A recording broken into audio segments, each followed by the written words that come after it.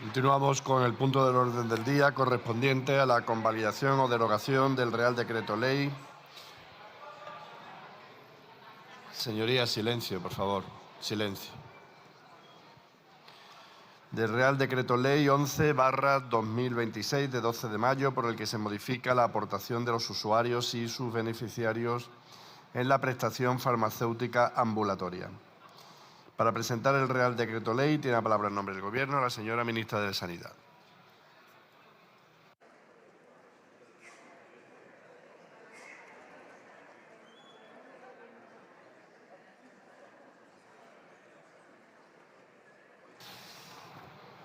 Muchas gracias, buenos días. Señor presidente, señorías, muy buenos días. Hoy, desde el Gobierno de España, traemos una iniciativa de esas que podemos decir que tienen impacto real, de esas que podemos hablar que es una de esas iniciativas de política útil.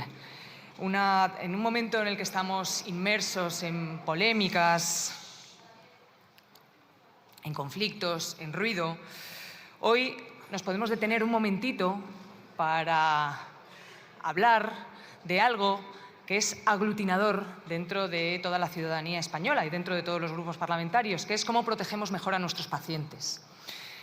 Hoy traigo una de estas iniciativas que conectan con la vida cotidiana de la gente, que conectan con la vida real y que hacen que la voluntad política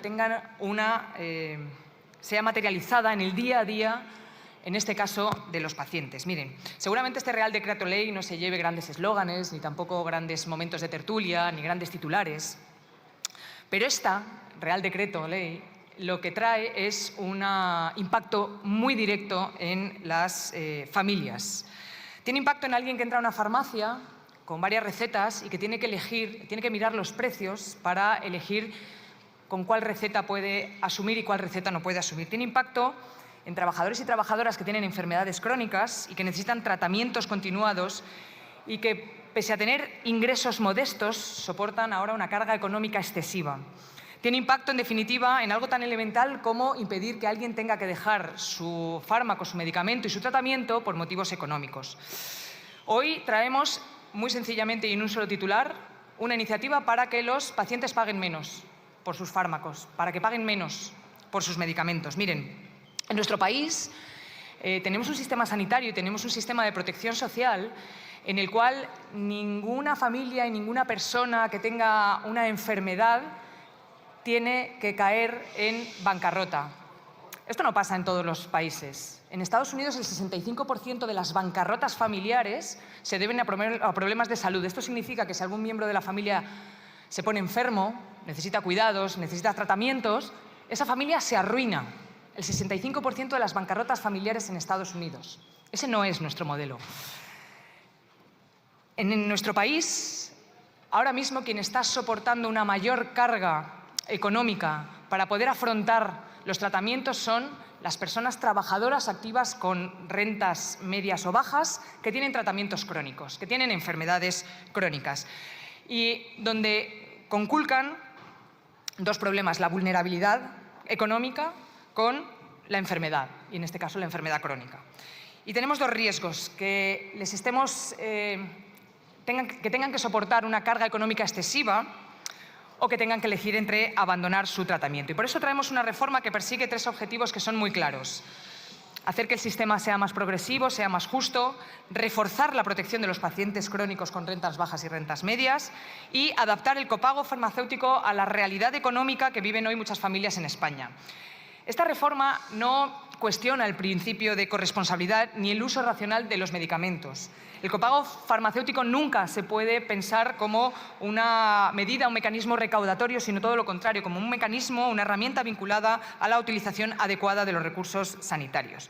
Así que este Gobierno, a través de informes que hemos tenido, informes técnicos, que han puesto en valor cuál es el principal problema ahora mismo que tienen nuestros pacientes para acceder a estos medicamentos, hemos hecho una iniciativa para poder atajar estos problemas. No solamente son informes técnicos que salen del Ministerio de Sanidad, también hay informes de Foessa, por ejemplo, de Cáritas, que dicen que hay miles, cientos de miles de familias en este país que abandonan sus tratamientos porque no pueden pagárselos. Entonces, aquí estamos hablando, no solamente con criterios técnicos, por supuesto con evidencia científica, pero estamos hablando de un análisis riguroso de cuál es la adherencia terapéutica, con la cual, por cierto, también hemos contado no solamente con nuestro sistema sanitario y con nuestros profesionales, hemos contado también con el Consejo General de Farmacia, que son los que pues nos han advertido también de esta falta de adherencia terapéutica. Y al final tenemos que elegir un sistema en el que quien menos tiene no puede acabar siendo el que más dificultades tiene para poder afrontar su enfermedad. Miren, les voy a contar más o menos de dónde venimos o cuál es el sistema que tenemos ahora actualmente o cuál es el que teníamos. Ahora mismo teníamos un copago farmacéutico en el que protegimos a los pensionistas con 3 tramos, con un tope. Los pensionistas tengan el tratamiento que tengan, tienen un tope de 8, de 16, de 60 euros en función de los diferentes tramos, de 0 a 18.000 euros, de 18.000 a 100.000 y por más de 100.000. Y con los activos teníamos exactamente lo mismo, sin topes. Una vez visto cómo funcionaba este sistema, el propio Ministerio de Sanidad, el Comité Asesor de Prestación Farmacéutica y los distintos análisis técnicos nos han venido señalando dónde está el problema. El problema no lo tienen los pensionistas. ¿Por qué? Porque pusimos mecanismos de protección para que los pensionistas no tuvieran que pagar en exceso los medicamentos. El problema está, uno, en la escasa progresividad del modelo, porque en el mismo modelo, en el mismo tramo, tenemos a pacientes que cobran 18.000 euros y a pacientes que cobran 99.000 euros, y consideramos que esto no es progresivo ni es justo. Y también en aquellos pacientes que, estando en edad laboral y no siendo uno de esos colectivos exentos que tienen exención en algunos de sus medicamentos, como ahora les comentaré, tienen que pagarlos, tienen que asumir ese coste económico. Y cuando hablamos de adherencia terapéutica, cuando hablamos de un paciente que llega a una farmacia o que no va a retirar los fármacos porque son caros, o que cuando llega a la farmacia no retira todos porque no le dan las cuentas para llegar a fin de mes, de lo que estamos hablando es de consecuencias clínicas, agudizaciones, descompensaciones, empeoramiento de las patologías, más urgencias, más ingresos hospitalarios y, por supuesto, un sufrimiento totalmente evitable.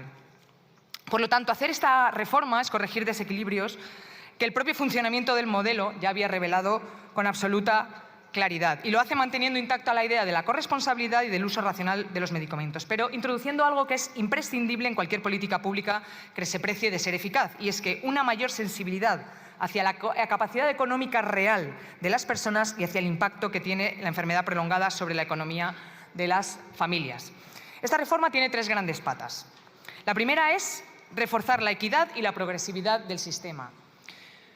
Antes teníamos 3 tramos en cada una de tanto en los pacientes activos como en los pacientes jubilados.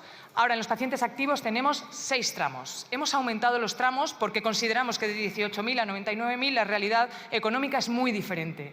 De 18.000 a 35.000 hemos hecho otro tramo, de 35.000 a 60.000 otro tramo y de 60.000 a 100.000.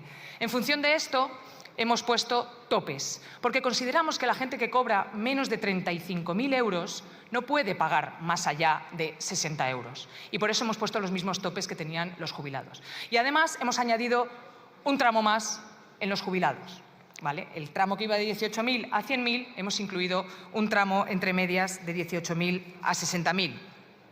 ¿Esto en qué se traduce?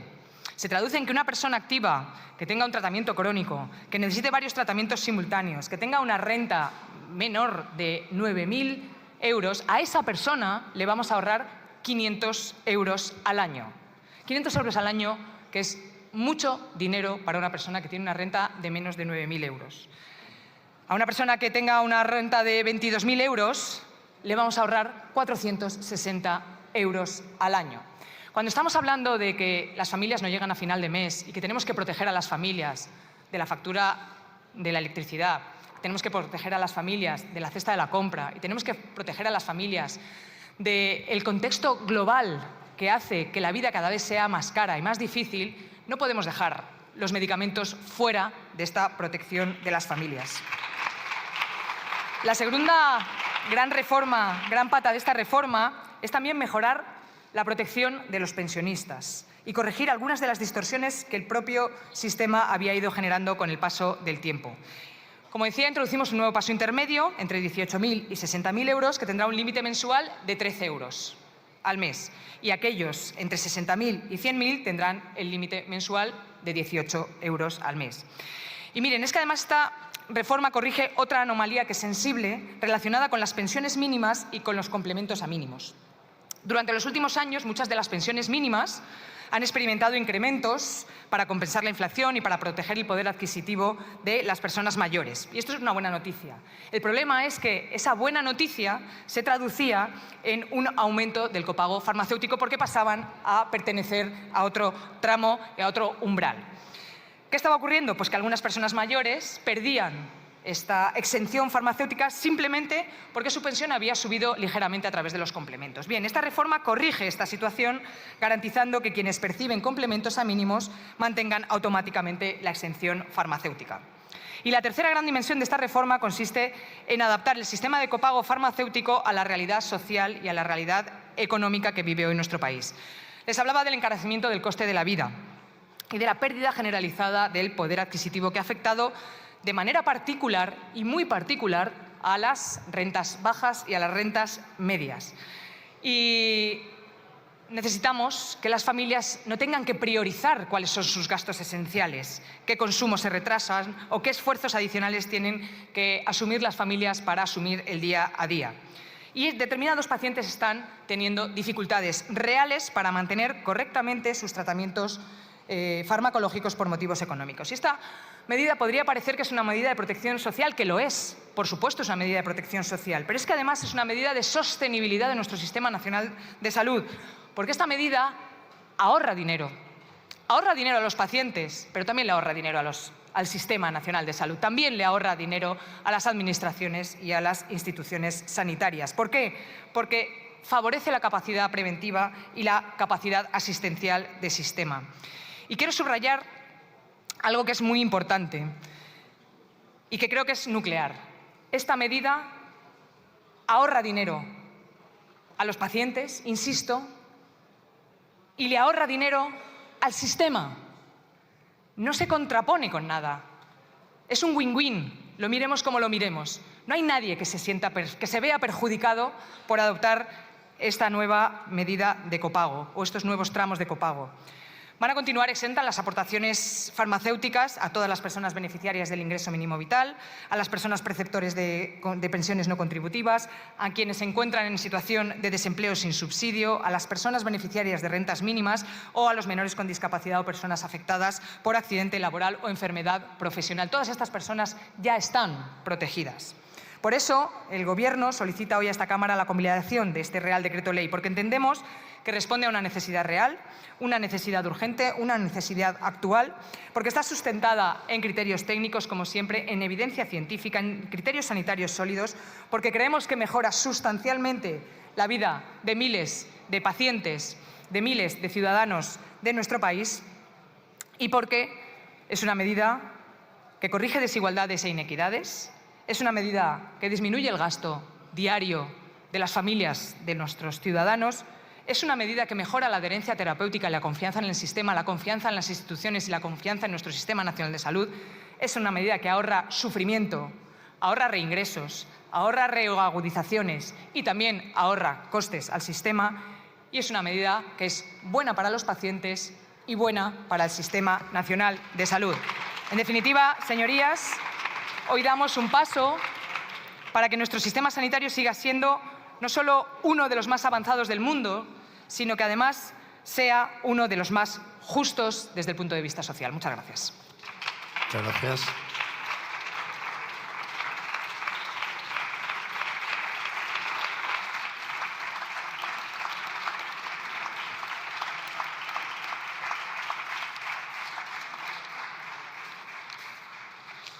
En turno de fijación de posiciones, por el Grupo Parlamentario Mixto, tiene la palabra el señor Rego Candamil.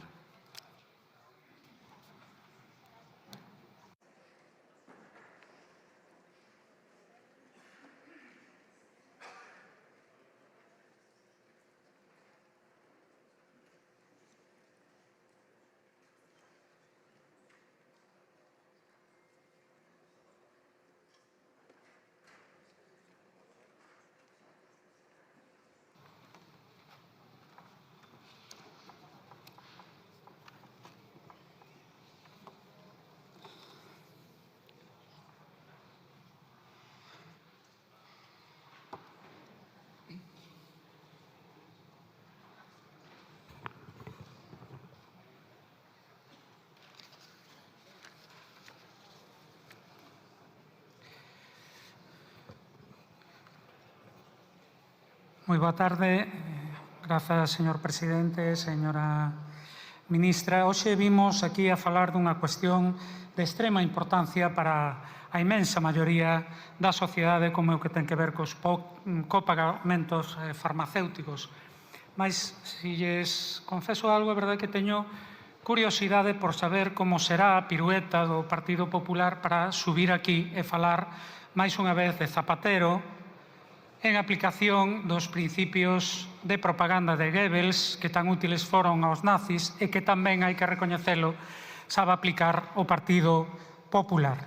En todo caso, adiantándome a algunha cousa, eu teño que decir que para o BNG Zapatero non é santo da nosa devoción. O Partido Socialista lembra moitas veces o seu papel en medidas positivas, como a Lei de Memoria Histórica, claramente insuficiente, por iso hai unha de 2022 de Memoria Democrática que tamén volve ser insuficiente, ou da Lei do Matrimonio Igualitario, efectivamente, moi positiva. Nos lembramos, infelizmente, outras medidas que foron claramente negativas e que o Bloque Nacionalista Galego combateu, como a primeira reforma laboral, a moi lesiva reforma das pensións ou a bancarización das caixas de aforros que acabou co noso raquítico sistema financeiro.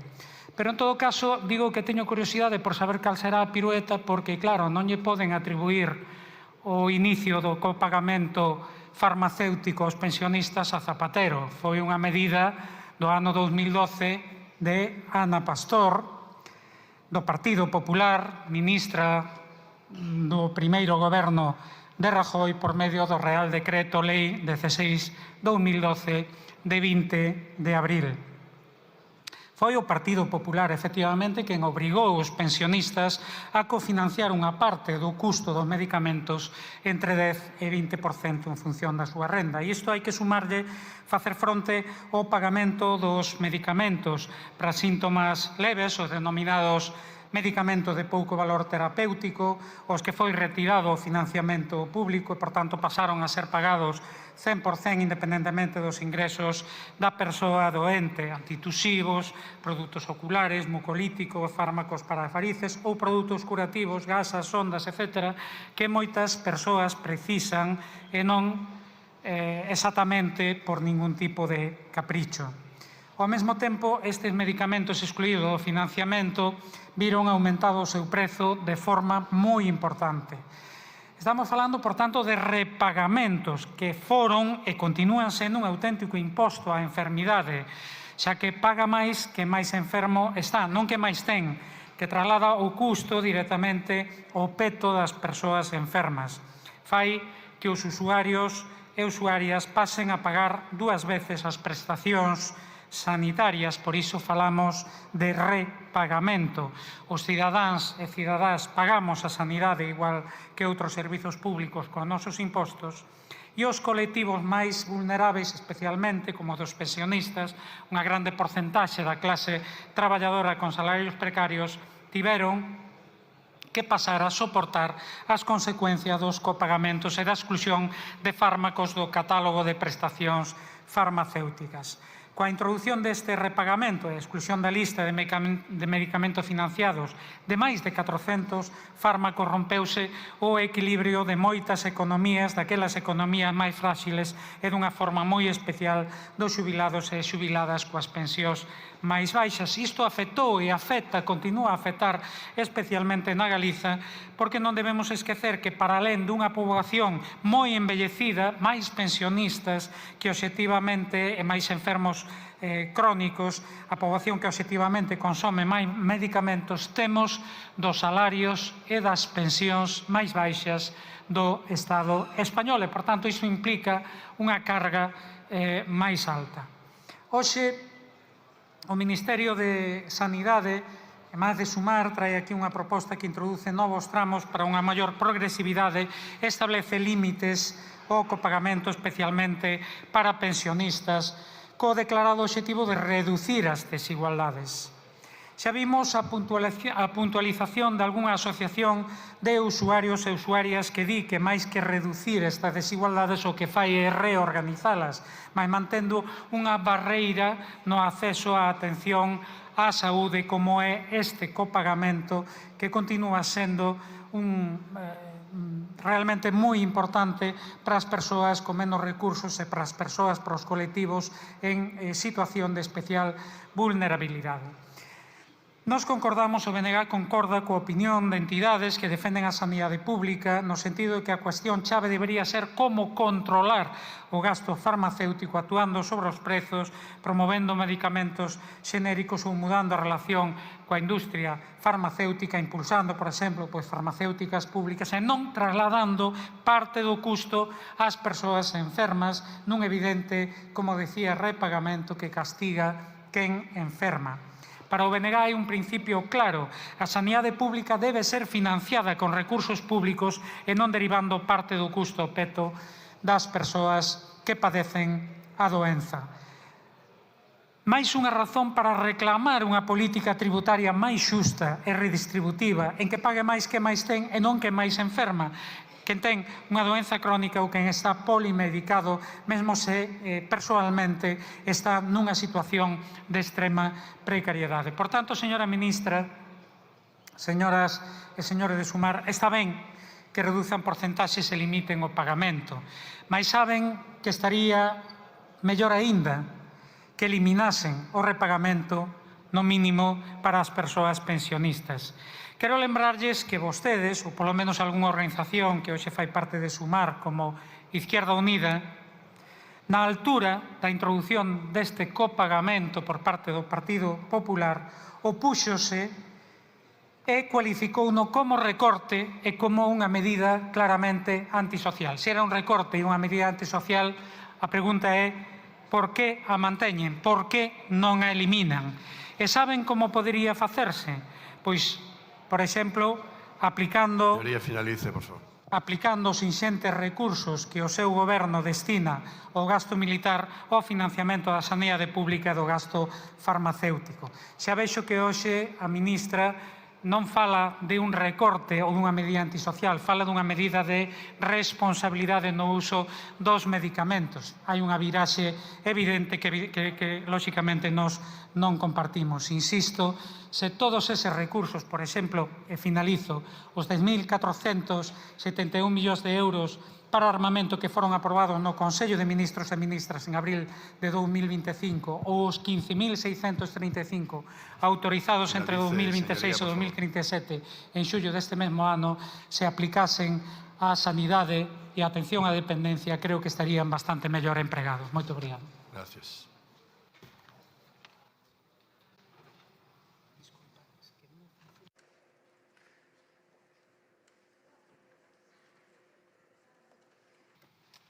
Por el Grupo Parlamentario Vasco, EAJ-PNV, tiene la palabra el señor Aguirrechea Urresti.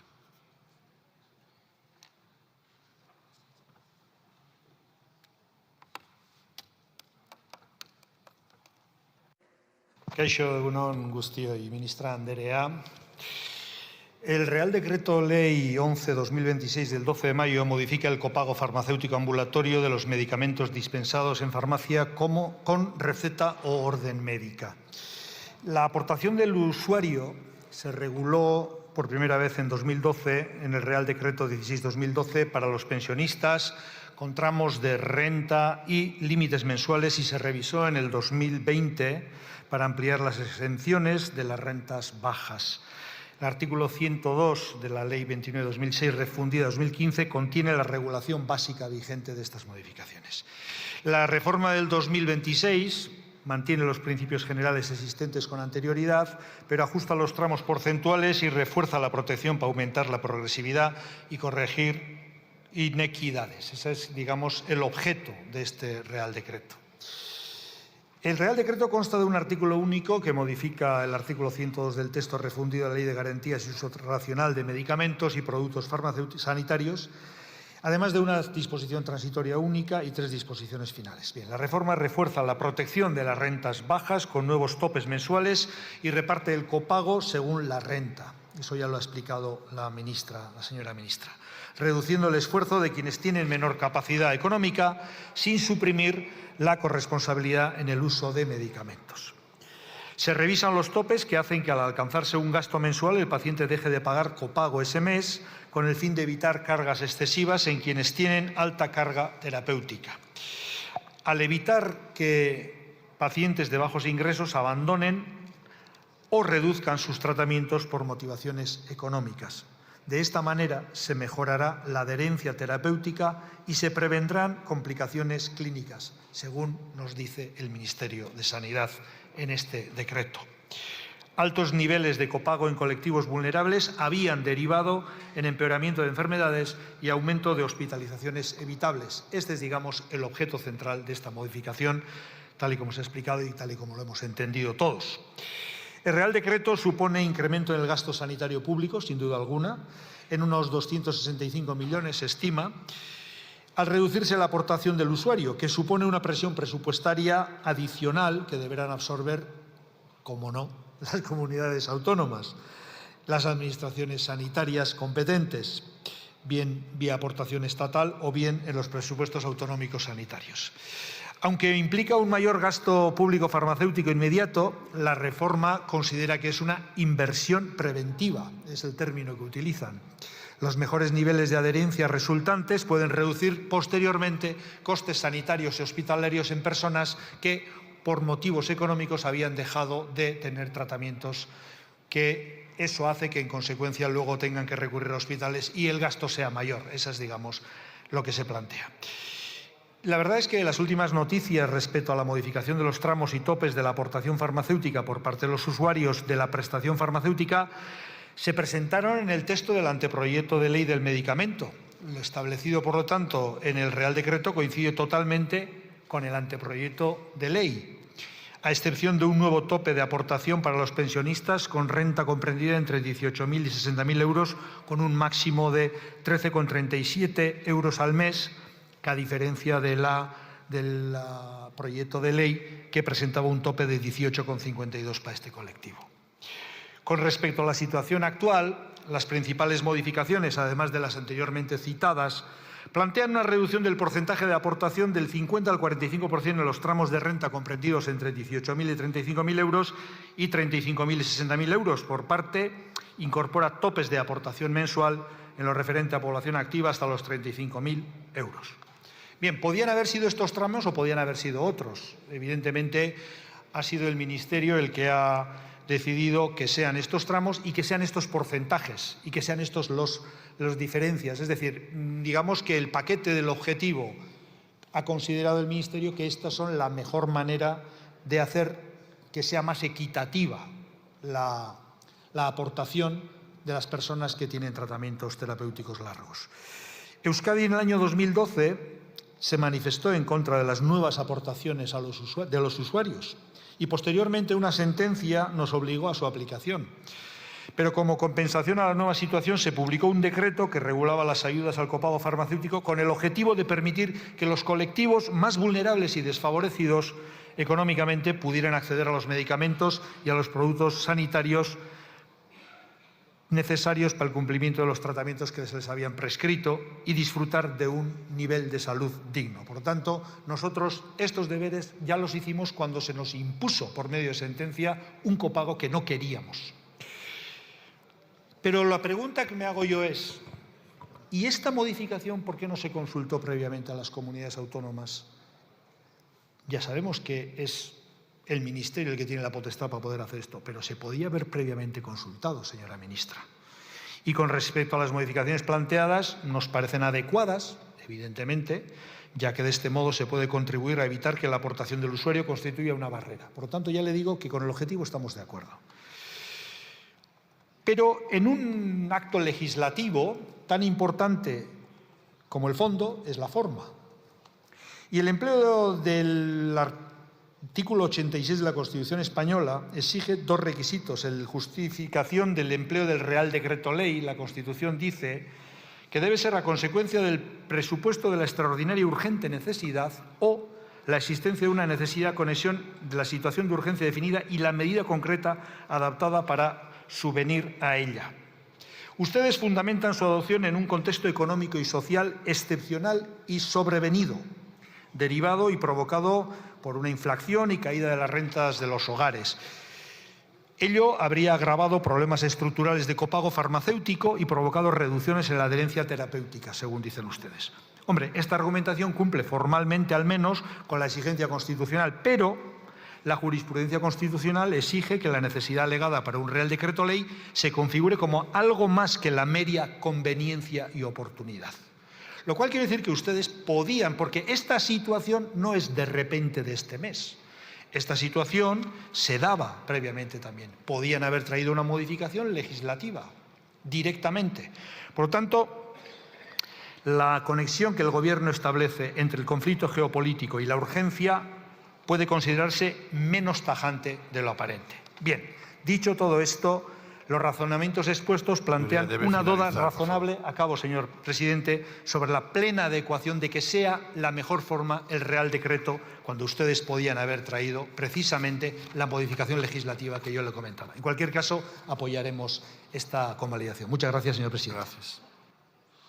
Por el Grupo Parlamentario Euskal Herria Bildu tiene la palabra la señora Fullaondo La Cruz.